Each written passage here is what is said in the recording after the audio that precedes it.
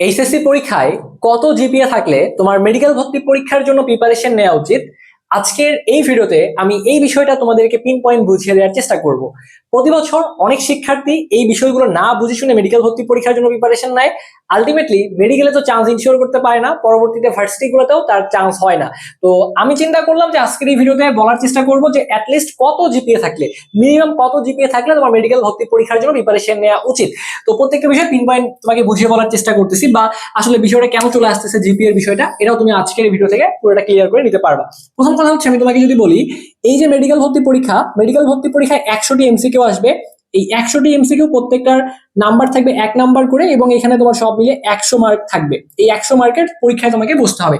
এবং মেডিকেল ভর্তি পরীক্ষায় জিপিএ এর উপরে নাম্বার থাকে 100, জিপিএ এর উপরে নাম্বার থাকে 100। তো এই সব মিলিয়ে 200 নাম্বারে কিন্তু মেডিকেল ভর্তি পরীক্ষা অনুষ্ঠিত হবে। তো এই 100 হচ্ছে তোমার এমসিকিউ, এটা তোমাকে পরীক্ষায় বসতে হবে। আর এই 100 হচ্ছে তোমার জিপিএ থেকে নেওয়া হচ্ছে, এটা তোমার এসএসসির জিপিএ থেকে নেওয়া হবে এবং এইচএসসির জিপিএ থেকে নেওয়া হবে। তো প্রথমেই বলি, এবছর তোমরা কারা মেডিকেল ভর্তি পরীক্ষা অংশগ্রহণ করতে পারবা?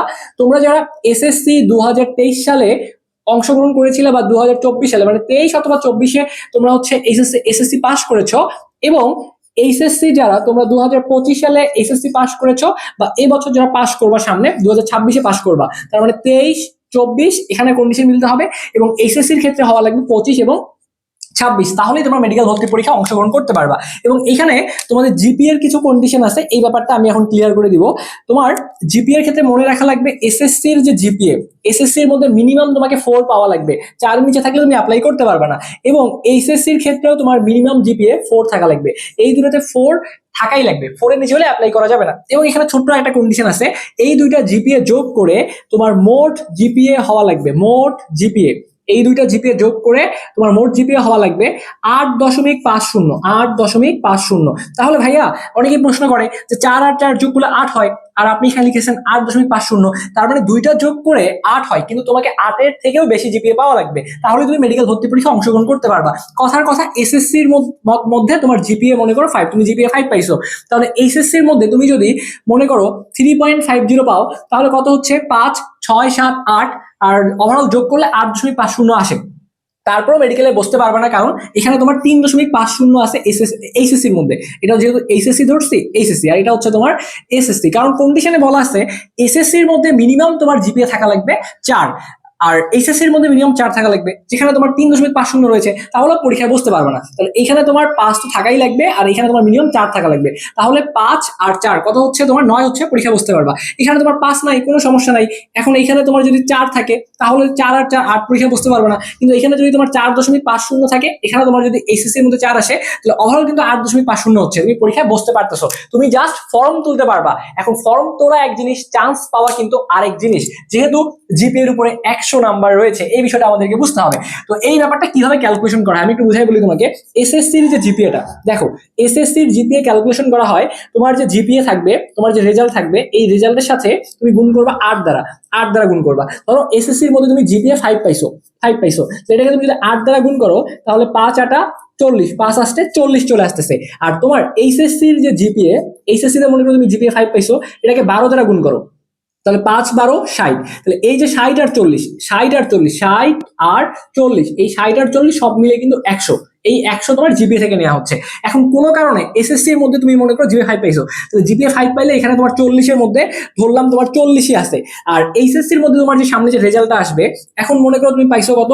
4.00 পাইছো, অথবা তুমি মনে করো 4.50 পাইছো। তাহলে একটু ব্যাপারটা খেয়াল করো, যদি তুমি 4 পাও এইচএসসি এর মধ্যে, তাহলে 4 কে তুমি 12 দ্বারা গুণ করো, তাহলে 4 12 48, তাহলে এখানে তোমার 48 চলে আসতেছে। তাহলে এখানে তোমার 48 চলে আসতেছে, তাহলে এখানে 48, আর এখানে ধরো তোমার 40ই আছে, তাহলে তোমার কত নাম্বার আসতেছে খেয়াল করো।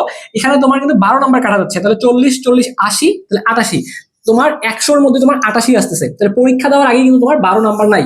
তাহলে কিন্তু এটা খুবই টাফ। আমি যদি মেডিকেলের বিগত বছরের যে ইতিহাস সেটা তোমাকে বলি, এরকম হিস্ট্রিতে অনেকে আছে, অনেকে 10 নাম্বার কাটা যাওয়ার পরে চান্স পাইছে, অনেকে 11 নাম্বার কাটা যাওয়ার পরে চান্স পাইছে, কিন্তু এটা হচ্ছে হাতে গোনা দুই একটা। এই হাতে গোনা দুই একটা তো এক্সাম্পল হইতে পারে না, ম্যাক্সিমাম শিক্ষার্থী 10 থেকে 12 মার্কস কাটা যাওয়ার পরে মেডিকেল ভর্তি পরীক্ষায় কখনোই চান্স পাবা না। এটা হার্শ রিয়েলিটি, তুমি চান্স পাবা না, 10 থেকে 12 মার্কস কাটা গেলে চান্স পাবা না। তাহলে ভাই কত মার্কস কাটা গেলে পরীক্ষা দেওয়া উচিত?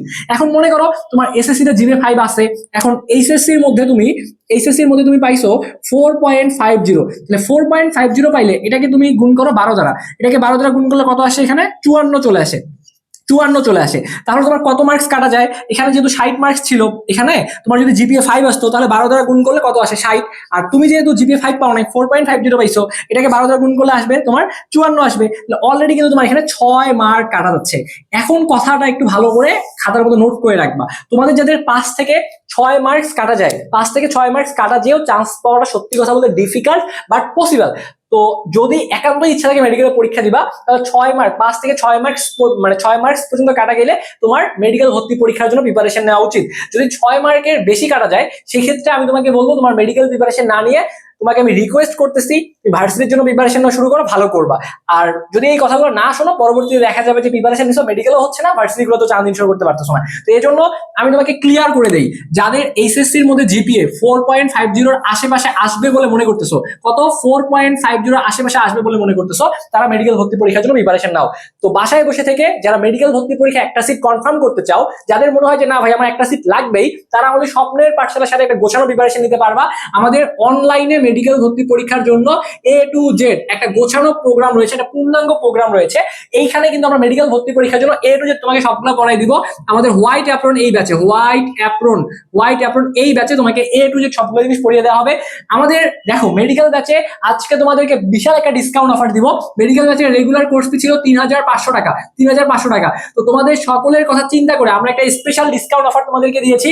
মেডিকেল ব্যাচে এখন তোমরা যারা ভর্তি হবা, এই অফারটা সীমিত সময়ের জন্য থাকবে। আমি আবারও বলতেছি সীমিত সময়ের জন্য থাকবে, মাত্র 1200 টাকায় ভর্তি হতে পারবা, মাত্র 1200 টাকায় মেডিকেল এর জন্য তুমি A to Z একটা পূর্ণাঙ্গ প্রিপারেশন অনলাইনে আমাদের সাথে নিতে পারবা। ভাইয়া তোমাদের সকলের কথা চিন্তা করে আমরা কিন্তু কোর্সটি মাত্র 1200 টাকা করে দিয়েছি। তো যারা এখনো যুক্ত হইতে পারো নাই, দ্রুত যুক্ত হয়ে যাও। আমাদের যে হোয়াটসঅ্যাপ যে নাম্বারটা রয়েছে 01317132318, আমাদের এই নাম্বারে দ্রুত হোয়াটসঅ্যাপে একটা মেসেজ করে আমাদের এডমিনের সাথে কথা বলে ভর্তি হয়ে যেতে পারো। অথবা ভর্তি হওয়ার জন্য আমাদের এই নাম্বারে বিকাশ, রকেট অথবা নগদ যে কোনো একটা মাধ্যমে 1200 টাকা সেন্ড মানি করবো, খরচ সহ সেন্ড মানি করে এই নাম্বারে মেসেজ করে বলবা ভাইয়া লাস্ট নাম্বার এটা থেকে টাকা পাঠিয়েছি, আমাকে অ্যাড করে দেন, আমরা চেক করে তোমাকে অ্যাড করে দিব। তো সুবর্ণ একটা সুযোগ দিয়েছি, মাত্র 1200 টাকায় মেডিকেল ভর্তি পরীক্ষার জন্য একটা গোছানো প্রিপারেশন যারা নিতে চাচ্ছ, তারা আমাদের সাথে এই নাম্বারে দ্রুত হোয়াটসঅ্যাপে কথা বলে ভর্তি হতে পারো, অথবা টাকা সেন্ড মানি করে মেসেজ করলে হবে। ওকে, আচ্ছা, তো আমি তোমাদেরকে একটা সলিউশন দিয়ে দিয়েছি যে কত জিপে থেকে পরীক্ষা দেওয়া উচিত, কিভাবে প্রিপারেশন দিবা সেটাও বলে দিয়েছি। জাস্ট শুরু করো, সর্বোচ্চ ইফোর্টটা দাও।